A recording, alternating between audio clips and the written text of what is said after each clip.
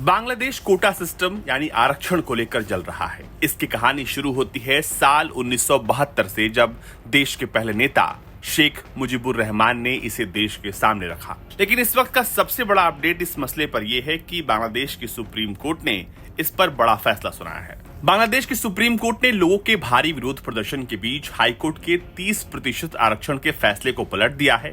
हालांकि अभी भी 5% आरक्षण बना रहेगा। सुप्रीम कोर्ट ने हाई कोर्ट के 30% आरक्षण के फैसले को गैर कानूनी बताया है, लेकिन ध्यान देने वाली बात यह है कि अभी भी आरक्षण खत्म नहीं हुआ है। बांग्लादेश में हाई कोर्ट में इस फैसले के बाद हिंसा भड़क गई है, जिसमें बहुत सारी जानें गई हैं। बांग्लादेश में सरकारी नौकरियों में आरक्षण के खिलाफ हिंसा भड़कने के बाद लोग जानना चाहते हैं कि आखिर बांग्लादेश में आरक्षण का मसला क्या है। तो आइए बताते हैं। साल 1971 में पाकिस्तान से अलग होने के बाद बांग्लादेश में जिस नए कोटा सिस्टम को इंट्रोड्यूस किया गया, उसमें पाकिस्तान के खिलाफ लड़ने वाले लोगों के लिए या फिर उनके बच्चे या फिर ग्रैंड चिल्ड्रंस के लिए एक अलग तरह का कोटा सिस्टम लाया गया। इसमें उन तमाम स्वतंत्रता सेनानियों के बच्चों और परिवार वालों को सरकारी नौकरियों में आरक्षण देने का प्रावधान है। साल 1972 में बांग्लादेश की सरकार ने स्वतंत्रता सेनानियों के वंशजों के लिए सरकारी नौकरियों में 30% आरक्षण दे दिया। इसी आरक्षण के विरोध में इस वक्त बांग्लादेश में प्रदर्शन हो रहा है। ये विरोध पिछले महीने के अंत में शुरू हुआ था, तब ये इतना हिंसक नहीं था।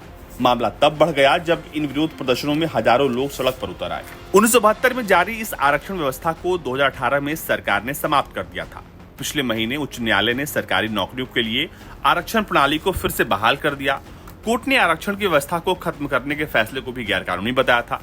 कोर्ट के आदेश के बाद देश में बड़े पैमाने पर विरोध प्रदर्शन शुरू हो गया। हालांकि बांग्लादेश की शेख हसीना सरकार ने उच्च न्यायालय के फैसले को सर्वोच्च न्यायालय में चुनौती दी है और अब वहां से फैसला आ गया है। फिलहाल उच्च न्यायालय ने आदेश को निलंबित कर दिया है और मामले की सुनवाई के लिए 7 अगस्त की तारीख तय कर दी है। विरोध प्रदर्शन के केंद्र में बांग्लादेश की आरक्षण व्यवस्था जो है, उसमें एक खास प्रावधान है कि स्वतंत्रता सेनानियों के परिजनों के लिए सरकारी नौकरियों में 30% आरक्षण का प्रावधान रहेगा। 1972 में शुरू की गई इस बांग्लादेश की आरक्षण व्यवस्था में तब से कई बदलाव हो चुके हैं।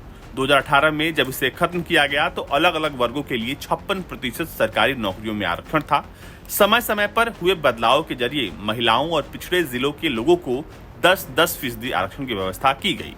इसी तरह 5% आरक्षण धार्मिक अल्पसंख्यकों के लिए और 1% दिव्यांग कोटा। लेकिन जो लोग प्रदर्शनकारी इस वक्त आंदोलन कर रहे हैं, उनका कहना है कि वो सिर्फ जो स्वतंत्रता सेनानियों को दिया जा रहा आरक्षण है वो उसके खिलाफ है, वो दिव्यांगों या फिर किसी और आरक्षण के खिलाफ नहीं है। प्रदर्शनकारी चाहते हैं कि इसकी जगह योग्यता आधारित व्यवस्था लागू हो। विरोध प्रदर्शन करने वाले लोग चाहते हैं कि अब योग्यता के आधार पर व्यवस्था लागू की जानी चाहिए और 30% आरक्षण जिसे स्वतंत्रता सेनानियों को दिया जा रहा है उसे खत्म किया जाए।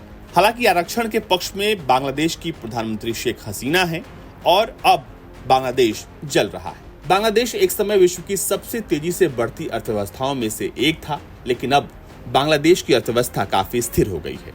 देश की मुद्रास्फीति 10% के आसपास है और विदेशी मुद्रा भंडार लगातार घट रहा है। जो विरोध प्रदर्शन इस वक्त पूरे देश में हो रहा है, उससे बांग्लादेश की 17 करोड़ की आबादी पर असर पड़ रहा है, क्योंकि यहाँ लगभग 3.2 करोड़ युवा फिलहाल बेरोजगार हैं या फिर शिक्षा से दूर हैं। एक्सपर्ट्स मानते हैं कि भारी बेरोजगारी यहाँ पर विरोध प्रदर्शन की एक प्रमुख वजह है, क्योंकि यहाँ पर निजी क्षेत्रों में नौकरियों की कमी है और इसी वजह से लोग इस वक्त सड़कों पर हैं। युवा इस आरक्षण को खत्म करना चाहते हैं।